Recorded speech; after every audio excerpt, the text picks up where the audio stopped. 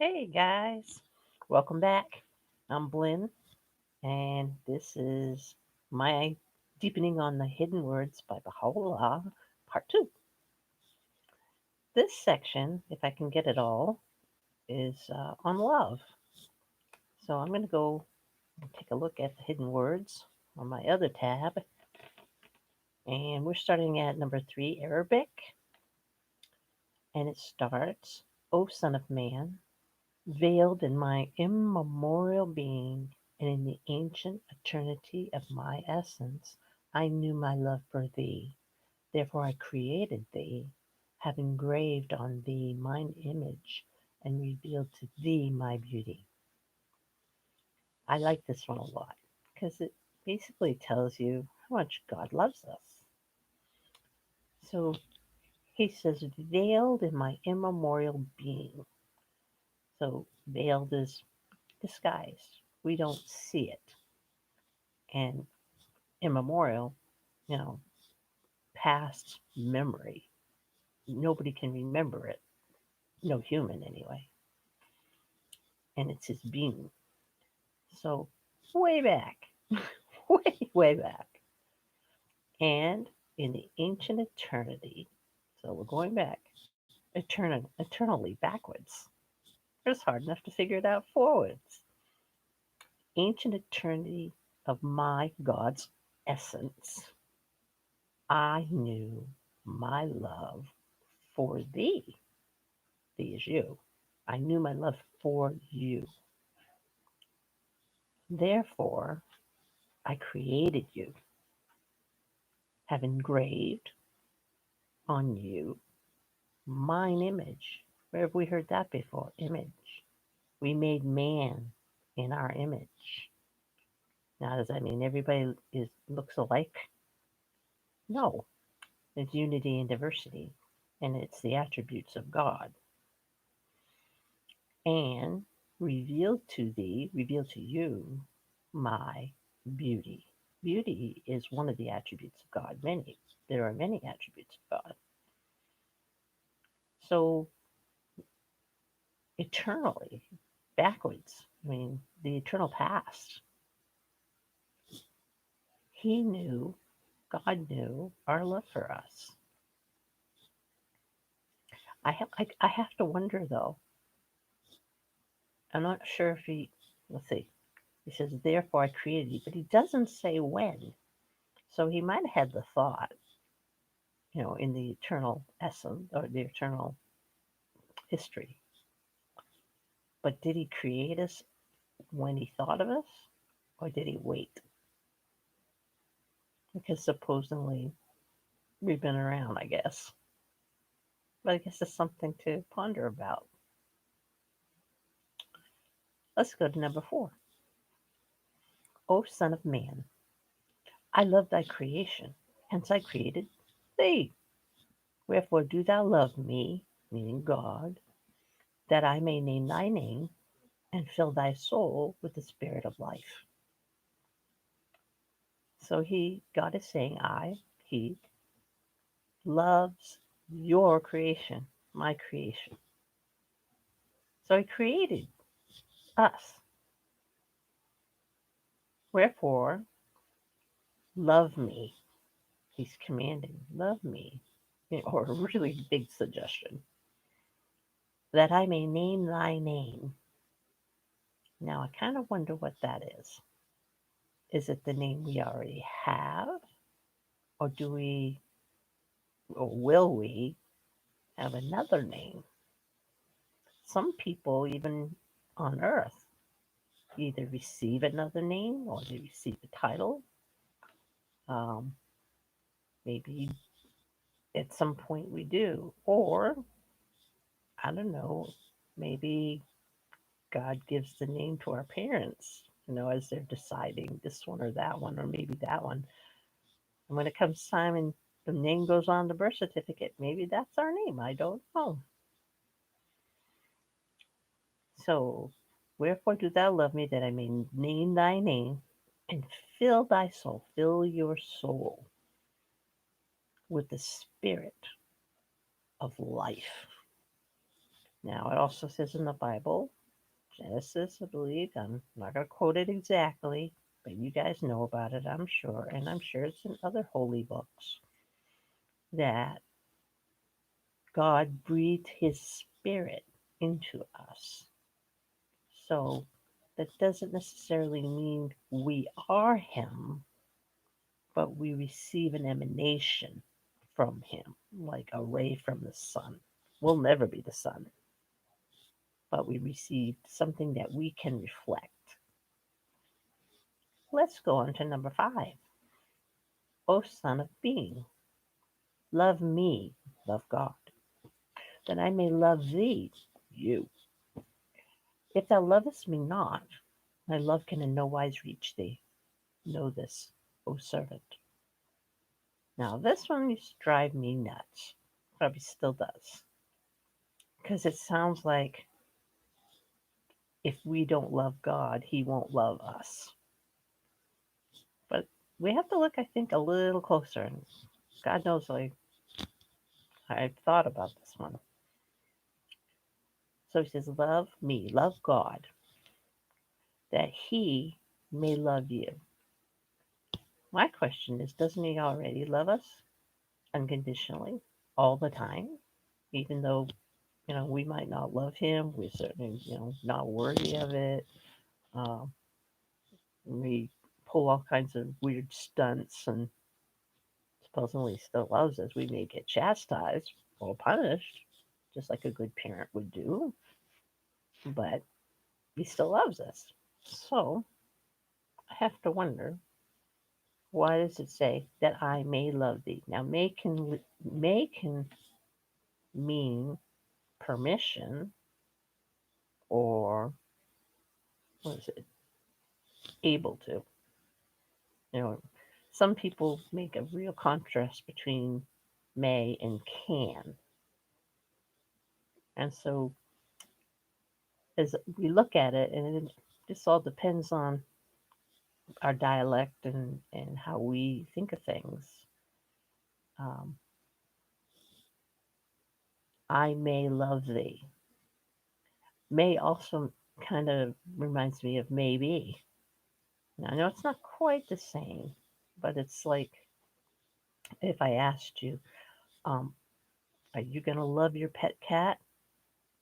Well, I may, but probably because I picked the cat out, or whatever. See what I mean? You wouldn't really say that. You either do or you don't. If you love me not, or if you don't love me, okay, God's love can in no wise reach me or you. So again, I look at that and I wonder, if I don't love God, his love can't reach me. And then he is very, imperative and says, know this, O servant. Also, O servant, that's what we are. We're children of God, we're servants and handmaidens of God. We ain't God. So does that kind of go back to, um, let's see, the first two before this, in other words, number 3 and number 4 of the Arabic, where he says, I knew my love for thee, I created thee, have engraved on thee mine image. So if we have the image of God, well, God's got to be hanging around somewhere to have an image, just like there's no such thing as your reflection in a mirror without you being there, right? So perhaps it's along those lines where it's not, it's like logistics. Is that maybe not? I'm trying here. Perhaps it's impossible, although he does use the word may. He says, my love, well, at the end here, it says, my love can in no wise reach. thee. So there's some free will there because God gives us free will, but yet we're a imperfect reflection of Him. And I don't believe that that just did that. Why did that just do that? Why did you do that? It just kicked me off.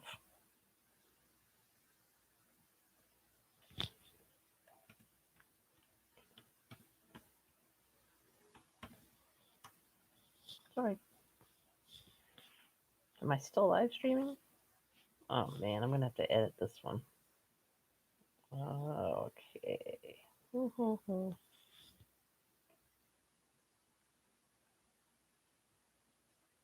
can tell I'm not really good at this. I'll have to really edit the heck out of this. All right, let's see if I can. Let's get back to it here. So, my love can in no wise reach you. Know this, O servant. I have a feeling it has something to do with the reflection in the mirror type thing. But I guess we'll have to think about that. Because, again, this is not an official Baha'i interpretation by no means. We don't do that. Everybody has to investigate the truth for themselves. So let's go with another one about love. This would be number 6 in the Arabic. O son of being, thy paradise is my love, thy heavenly home, reunion with me being God. Enter therein and tarry not. This is that which hath been destined for thee in our kingdom above and our exalted dominion. So let's look at it again. Thy, which is your paradise is God's love. Your heavenly home, reunion with God. Enter and tarry not, which means don't be late. Don't be late. Which tends to make you think there is a time limit. Hmm. This is that which hath been destined for you and me in God's kingdom above and God's exalted dominion. Keep dominion, the word dominion, in the back of your head because God's going to use that again in another verse. Thy paradise is my love. So God's love is going to be like paradise, especially if we detach from this world. Sometimes I do not understand, and it doesn't seem like what I think is paradise. But perhaps my definition of paradise is tainted by what the world thinks is paradise and not what God thinks.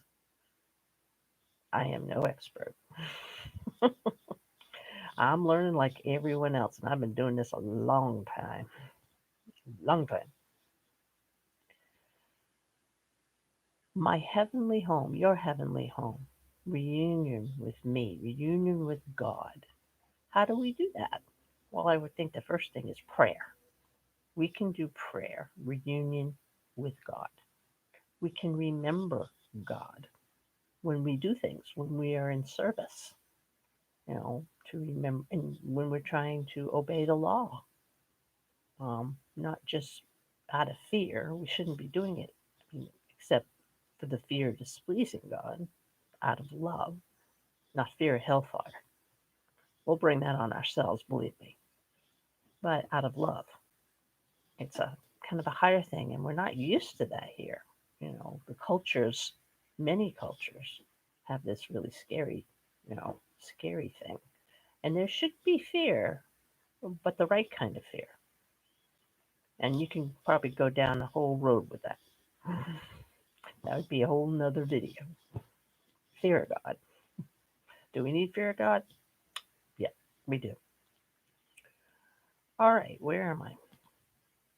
Enter therein and tarry not. So you're entering. We need to enter our heavenly home, which is God's love, our paradise. And don't be late. Tarry not. Don't be late. Time's a wasting. It's like we've had all this time and we haven't done it. And it's like, come on, hurry up, hurry up. Tarry not. This is what has been destined for thee, me, you, us in our kingdom above. Well, if it's destined, do I have to do anything? It's already destined. And even if I tarry, is it not already destined? Or is it a matter of, yeah, you'll get there. It's just up to you as to when. So you could get to your paradise right now, a couple days from now, a week from now, a month from now, a year from now, 10 years from now, your whole life from now. Guess that's up to us.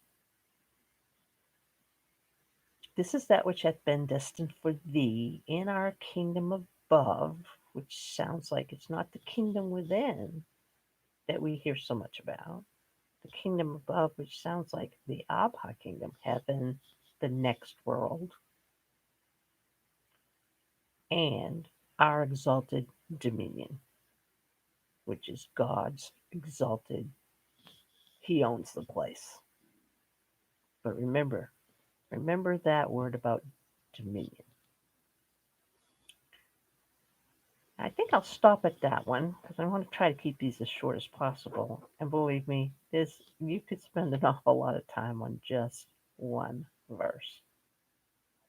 I believe it's in the writing something about 1 hour's reflection is equal to 70 years of pious worship. So ponder along. See you next time, and I thank you so much for listening. From New Hampshire. Woohoo! It's Bud.